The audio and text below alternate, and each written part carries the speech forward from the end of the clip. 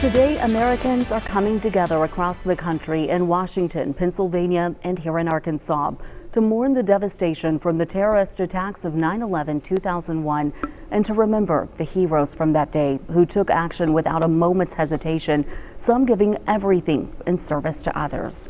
Good afternoon, I'm Mallory Brooks. Thanks for joining us for Arkansas Today. The Little Rock Fire Department began their morning, as many did, with a moment of silence to remember and honor the fallen. And following this, a showing of solidarity with firefighters across the nation, sounding their sirens in a call to action for those who continue to serve in protection of life and property. It has been 19 years since that attack, the deadliest in our nation's history. And while the memories have faded for some, for others, the pain is still fresh. It is important, of course, for us to gather and remember, as we have in years past. But because of the global pandemic, those ceremonies have been a little different this year. Here's NBC's Chris Pallone with more.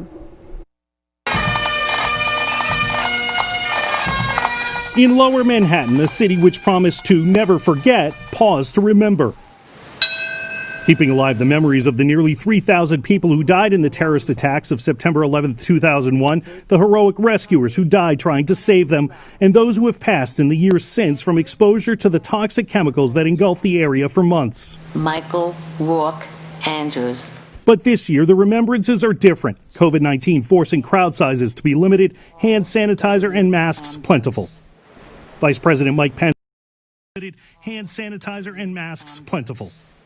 Vice President Mike Pence and Democratic presidential nominee Joe Biden attended the Ground Zero service, where organizers decided for the first time not to have family members read the names of all the fallen in order to maintain social distancing.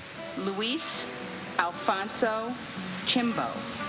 That decision spurred a charity group to hold a separate commemoration with family members reading the names live just steps away. For the families, loved ones, and friends they left behind.